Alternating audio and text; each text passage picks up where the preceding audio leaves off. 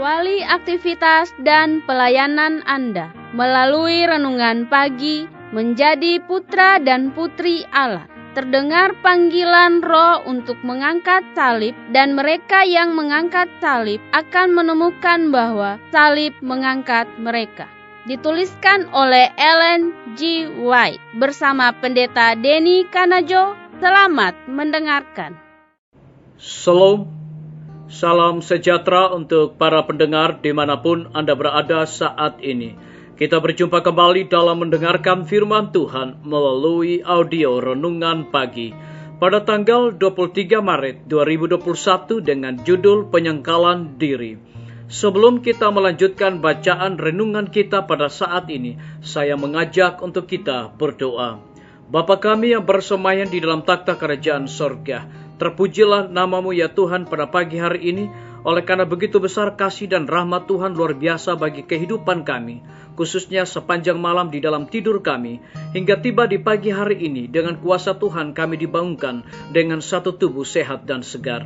Sebelum kami melakukan segala aktivitas dan pelayanan pekerjaan kami sepanjang hari ini, kami akan mempelajari kebenaran firman Tuhan. Curahkanlah kuasa Roh Kudus-Mu kepada kami, untuk kami mengerti dan kami dapat mempraktekkan di dalam kehidupan kami. Terima kasih Tuhan Yesus, dengarlah doa kami dan mengampuni segala dosa kami, karena kami sudah berdoa hanya di dalam nama Tuhan Yesus dan Juru Selamat kami. Amin. Ayat inti kita terambil di dalam Markus 10 ayat yang ke-28, demikian firman Tuhan.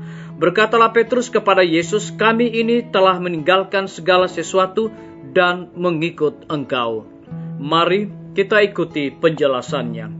Semuanya beroleh pelajaran-pelajaran tiap hari untuk dipelajari di sekolah Kristus, dan suatu pengalaman setiap hari yang harus diperoleh agar mereka boleh mengetahui kewajiban mereka sebagai anak-anaknya. Banyak orang yang jujur dan bermaksud baik tidak mengadakan kemajuan dalam kehidupan Kristen karena ia tidak melihat perlunya selalu belajar lebih banyak pada Yesus.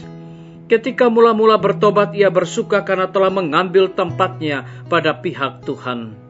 1 tahun kemudian, ia memberikan kesaksian yang serupa.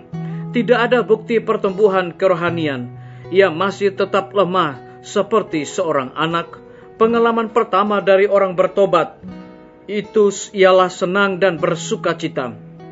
Tetapi pencobaan-pencobaan datang, segala kekacauan hidup harus dihadapi, sifat-sifat kebiasaan yang penuh dosa yang masih belum dikendalikan, berjuang keras untuk memperoleh kekuasaan dan terlalu sering mendapatnya.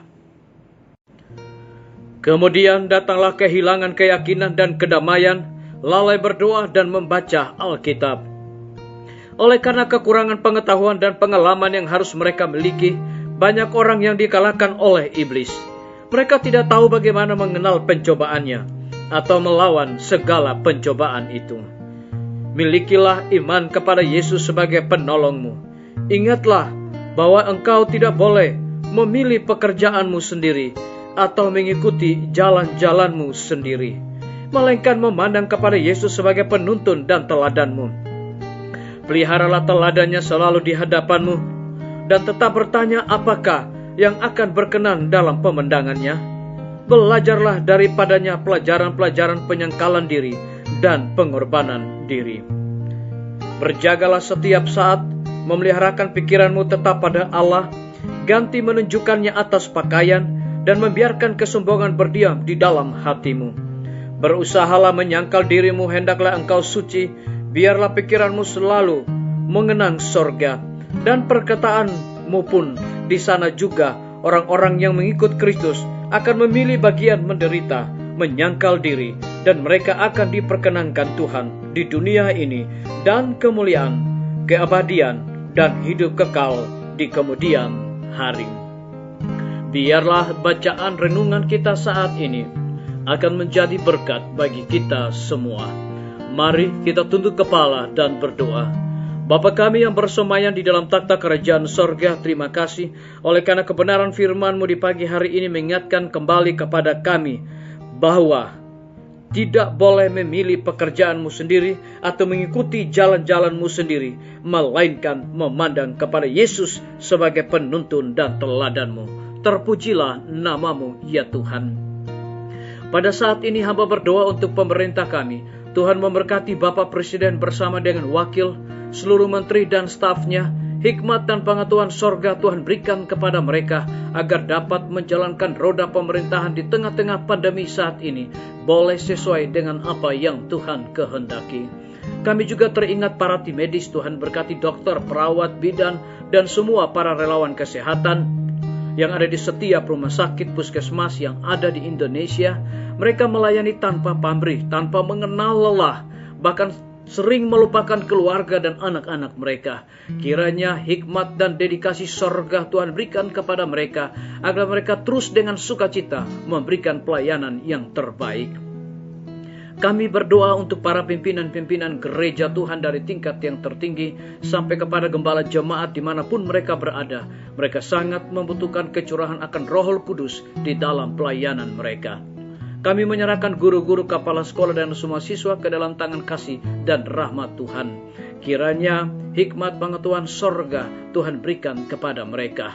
Hamba juga menyerahkan TNI, Polri, PNS, wira swasta, petani, pedagang, nelayan, tukang grab, dan saudara-saudara kami yang ada di dalam penjara. Kami serahkan mereka sepenuhnya ke dalam tangan kasih dan rahmat Tuhan.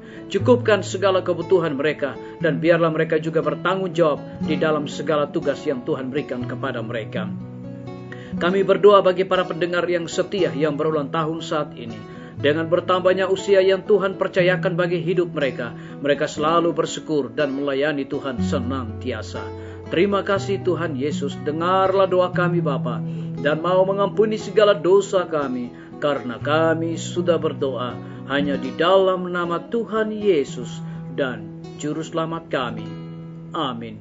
Sampai jumpa. Tuhan Yesus memberkati kita semua.